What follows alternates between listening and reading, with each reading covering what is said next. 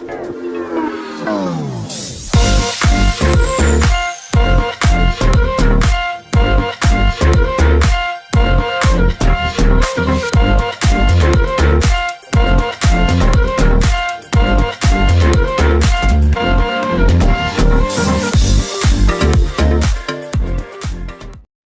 semua, salam sejahtera Malaysia. Selamat datang ke channel ini. Info padu, info hangat disediakan di dalam channel ini.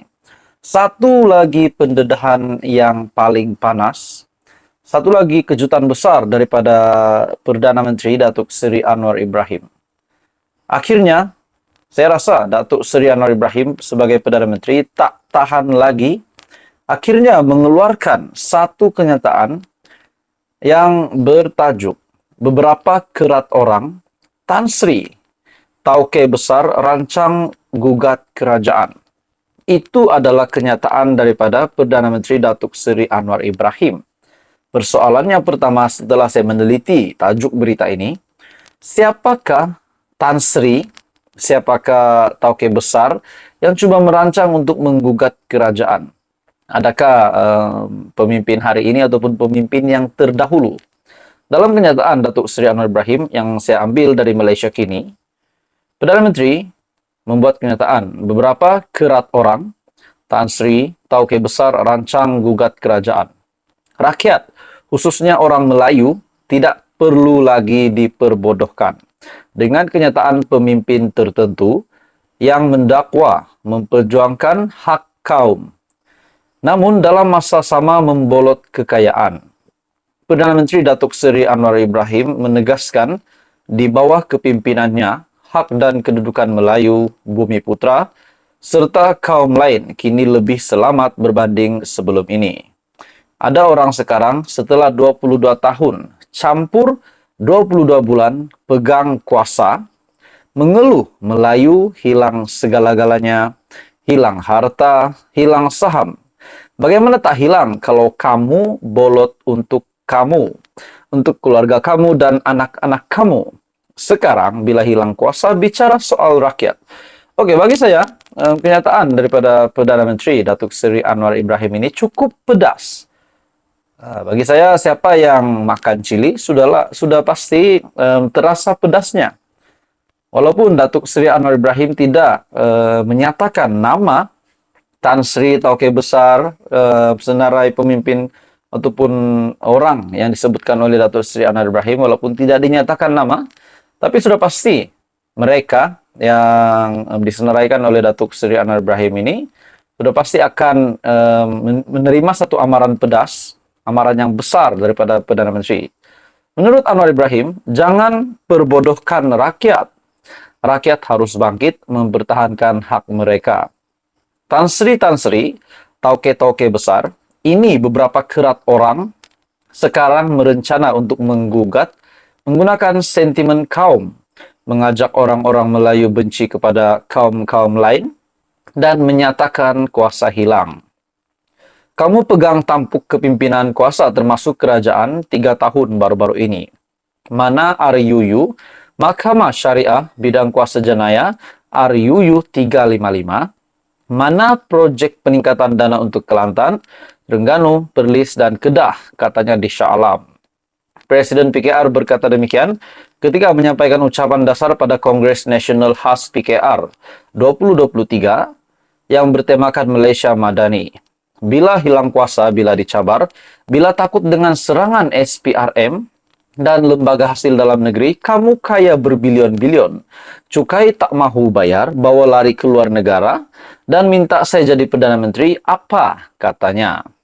Anwar yang juga Menteri Keuangan berkata menerusi kerajaan perpaduan yang diterajuinya, Belanjawan 2023, yang dibentangkan pada 24 Februari lepas telah meningkatkan belanjawan untuk Kelantan, Terengganu, Perlis, dan Kedah, dan lebih kepada Sabah dan Sarawak. Memandangkan dua negeri itu ketinggalan dalam banyak bidang. Perdana Menteri juga seterusnya mengingatkan para pemimpin agar tidak memainkan sentimen perkauman yang merugikan rakyat dan negara. Saya nak tegaskan dengan permainkan api perkauman yang terbakar itu rakyat. Kamu akan lari dengan pesawat jet pribadi kamu. Jadi saudara-saudara, kenyataan daripada Datuk Seri Anwar Ibrahim ini sudah pasti menjadi kejutan lagi kepada seluruh Malaysia. pada keadaan politik di Malaysia. Apa komen Anda? Teruskan bersama di dalam channel ini. Jangan lupa tekan butang like, share, dan subscribe. Hai semua, salam sejahtera Malaysia. Selamat datang ke channel Fels Lifestyle. Info padu, info hangat disediakan di dalam channel ini. Saudara-saudara, tuan-tuan dan puan-puan semua, kita mendengar banyak kabar tentang penangkapan SPRM.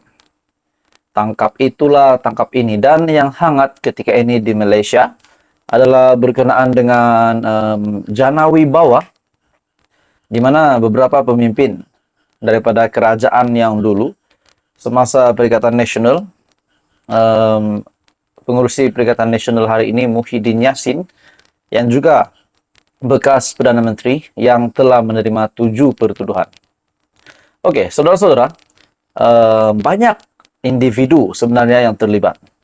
Akhirnya SPRM membuat satu kejutan, membuat satu lagi tangkapan yang bagi saya ini memang satu perkara yang tidak disukai oleh Perdana Menteri Datuk Seri Anwar Ibrahim, yang memang tidak suka dengan rasuah. Dan saya pasti ini mengecewakan yang di Pertuan Agong. Dalam satu artikel di Malaysia Kini, Jana Wibawa, SPRM tahan bekas timbalan pendaftar mahkamah. Jadi yang ditangkap ini bukan orang yang biasa-biasa. Dalam artikel ini, Suruhanjaya Pencegahan Rasuah Malaysia menahan seorang bekas timbalan pendaftar mahkamah kerana disyaki bersubahat meminta wang suapan berjumlah kira-kira RM2 juta bagi bagi membantu untuk menyelesaikan kes siasatan SPRM terhadap seorang ahli perniagaan yang dituduh berkaitan projek Jana Wibawa. Jadi ini satu lagi pendedahan bagi saya yang satu menggemparkan Malaysia. Oke. Saudara-saudara, tuan-tuan dan puan-puan, sebelum saya meneruskan isu yang sangat panas ini, saya meminta jasa baik Anda untuk bantu channel ini dengan menekan butang like, share, dan juga subscribe. Dalam artikel ini, sumber berkata suspek lelaki berusia lingkungan 50-an itu dipercayai meminta suapan tersebut sebagai balasan, antaranya untuk meminta pihak SPRM menukar keterangan tertuduh kepada saksi dan menukar pertuduhan rasuah kepada pertuduhan alternatif. Beliau berkata suspek yang ditahan kira-kira 9.30 malam ketika hadir memberi keterangan di pejabat SPRM Kuala Lumpur semalam. Artikel ini disiarkan pada 18 Mac. Dalam pada itu, suspek pernah bertugas sebagai timbalan pendaftar mahkamah di Putrajaya sebelum bersara pada Disember 2021. Menurut sumber, Magistrat Irza Zulaika Rohanuddin membenarkan individu tersebut direman 3 hari bermula hari ini sehingga Isnin, selepas pihak SPRM membuat permohonan tersebut di Mahkamah Magistrat Putrajaya pagi pada 18 Mac. Sementara itu, pengarah SPRM Kuala Lumpur, Razalia Ebi Rahman, ketika dihubungi mengesahkan penahanan tersebut, dan kes disiasat di bawah Seksyen 16 dalam kurungan E, Akta SPRM 2009. Jadi saudara-saudara, satu lagi pendedahan yang mengejutkan daripada SPRM berkaitan dengan isu Jana Wibawa, di mana SPRM menahan bekas timbalan pendaftar mahkamah.